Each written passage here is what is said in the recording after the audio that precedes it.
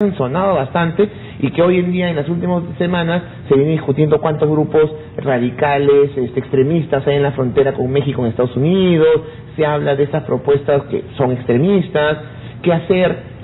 ¿México es suficiente como tapón? ¿Qué significa cooperar? Cooperar significa sacar a los países centroamericanos de la violencia y la pobreza. Me parece que es un tema mucho más complejo e integral que simplemente hablar del movimiento de personas de ciertos países a Estados Unidos. Me parece que eso es mucho más complejo. Muy bien, ahora les contamos que el gobernador del estado de Táchira, esto en Venezuela, anunció el cierre nocturno de la frontera con Colombia para reducir el ingreso de la mercadería de contrabando. Unos 17.000 soldados de la Guardia Nacional de Venezuela formaron barricadas a lo largo de los más de 2.000 kilómetros de frontera con Colombia para impedir el acceso de personas o vehículos, como parte de un esfuerzo del gobierno de Nicolás Maduro para prevenir el contrabando de combustible subsidiado y alimentos. Según informó el Comando Estratégico Operacional de la Fuerza Armada Bolivariana, esta restricción, que tendrá una vigencia de 30 días, se dará solo del 10 de la noche hasta las 5 de la mañana para peatones y vehículos, y desde las 6 de la tarde para transporte de carga, tanto de ida y vuelta, aunque se recalcó que se darán permisos en caso de emergencia o por temas humanitarios. Sin embargo, el cierre de la llamada frontera caliente ha tomado por sorpresa a muchos residentes de la zona de Cúcuta que utilizan la vía para sus actividades cotidianas.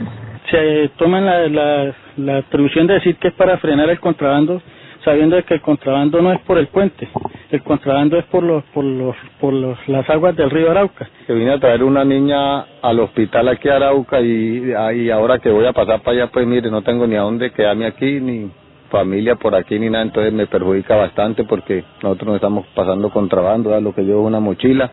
Solo en julio, los funcionarios venezolanos lograron confiscar 21 toneladas de productos básicos por contrabando. A esto se suma que unos 10.000 barriles de petróleo diario han pasado de Venezuela a Colombia, donde el precio de la gasolina es uno de los más caros de la región, generando la competencia desleal.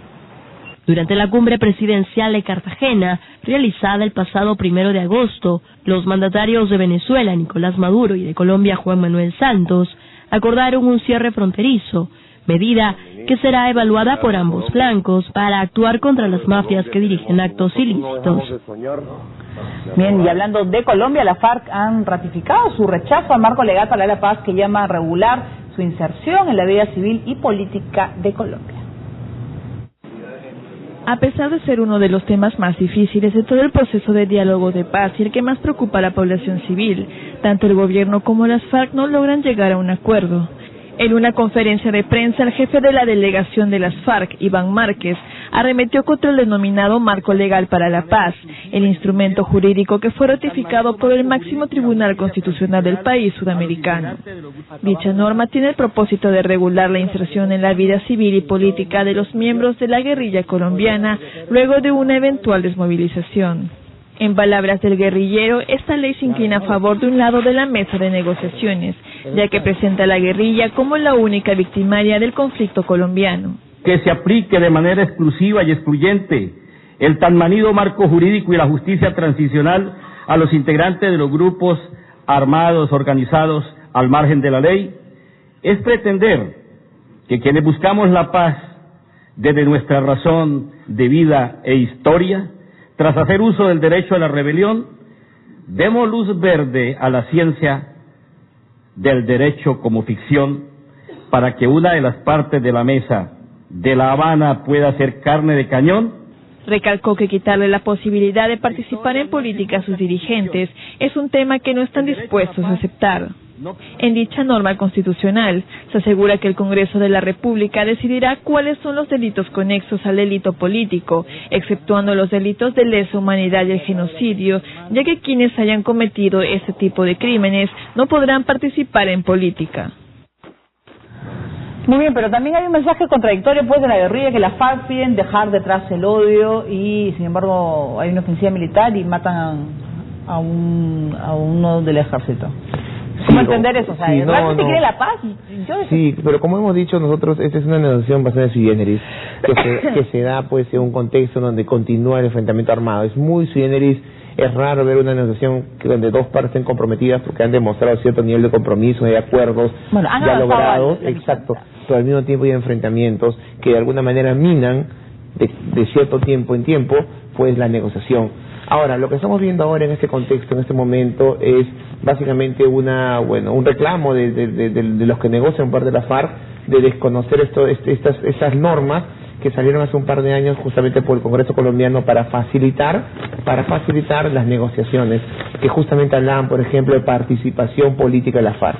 Ahora, la FARC aducen dos cosas, básicamente. Uno, que en esta etapa final de la negociación, la más difícil, porque se va a hablar de participación política de la FARC y se va a hablar de la justicia y las víctimas, que es el tema más complicado, ellos dicen que todo debe negociarse. Entonces no podemos aceptar este marco, esta norma legal, esta norma, porque esa norma no ha sido negociada ni consensuada por las partes, ya que esta norma, por ejemplo, señala que la FARC, que los que han sido, aquellos que han cometido delitos de lesa humanidad, no pueden participar de la vida política. Para hacer un ejemplo, en primer lugar, que no ha sido consensuado, que es un tema central para la FARC en estas negociaciones que esperemos que terminen en el corto plazo. Muy bien, y nos vamos hasta Argentina. Cientos de vuelos fueron cancelados por una huelga de pilotos de aerolíneas argentinas y Austral en demanda de mejoras salariales. Los vuelos de varias aerolíneas argentinas fueron retrasados y hasta cancelados a raíz de la huelga de pilotos y aviadores. La medida de fuerza fue acatada un día después de producirse una protesta sindical de la empresa Austral por las mismas razones. A través de un comunicado, las distintas aerolíneas calificaron la medida de apresurada e irrazonable por considerar que rompía los acuerdos salariales firmados con las partes demandantes, que vencían a fines de septiembre de este año. Luego que se cancelaran los vuelos a las ciudades de Santiago de Chile y Asunción y se aplazaran los viajes con destino a Caracas y Miami, el Ministerio de Trabajo dictó una conciliación obligatoria que indicaba a todas las partes involucradas a sentarse y negociar. Tras horas de discusión, las aerolíneas estatales de Austral reanudaron sus vuelos en horas de la tarde del martes. Voceros de ambas compañías informaron que durante el resto del día se cumplirían con los vuelos programados y se reprogramarían los que fueron cancelados. Bien, y nos vamos a ir a Bolivia. Las autoridades han desmantelado un mega laboratorio de cocaína en la ciudad de Santa Cruz. Durante el operativo Capiguara llevado a cabo en el departamento de Santa Cruz en Bolivia, agentes antidroga desbarataron un mega laboratorio de clorhidrato de cocaína de alta pureza y capturaron a 2 ciudadanos colombianos y un boliviano. Este laboratorio, que era utilizado para la cristalización del estupefaciente, fue detectado luego de una intensa investigación y una ardua labor de inteligencia de parte de la Fuerza Especial de Lucha contra el Narcotráfico de Bolivia. Se cree que el inmueble habría sido utilizado para el ilegal negocio durante más de un año, con al menos 20 unidades en el interior y 12 personas, en su mayoría extranjeros, que trabajaban allí. Esta redada es uno de los intentos del gobierno boliviano por intensificar las medidas encaminadas a la erradicación del cultivo de hoja de coca en el tercer mayor productor de cocaína en el mundo. Bien, seguimos con la región México. Una mina de cobre contaminó el río y se ha restringido el suministro de agua, incluido en la capital. La mina de cobre Buenavista está en la mira de las autoridades ambientales de México, que prepara posibles acciones legales contra esta empresa luego de que contaminara el río Sonora con miles de metros cúbicos de sustancias tóxicas. Según la Agencia Ambiental de México, Profepa, las fuertes lluvias en la mina de cobre ubicada en la ciudad de Cananea causó el desborde de las aguas ácidas de la mina y las vías fluviales cercanas. Las imágenes difundidas por los medios del país mostraban cómo las aguas del río Sonora se tornaron de color anaranjado. El derrame de la mina mató a peces, ganado y afectó a productores locales de leche. Los expertos están midiendo la acidez en el agua para hacer un seguimiento de la situación, que se espera mejore con las próximas precipitaciones. En tanto, las autoridades continúan buscando concentraciones de residuos metalúrgicos en el agua de la zona para juntar pruebas que respalden la denuncia. Este derrame afectará a unas 800,000 personas, puesto que se restringirá el suministro de agua en 7 municipios, incluido el DF, por donde pasa el río afectado.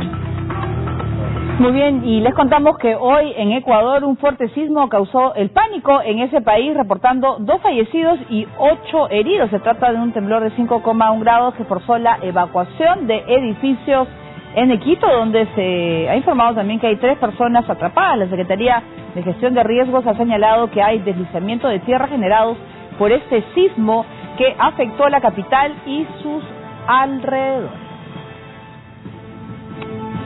Bien, vamos a hacer una breve pausa, vamos a volver con Robin Williams. Se ha confirmado que el actor se suicidó. Volvemos.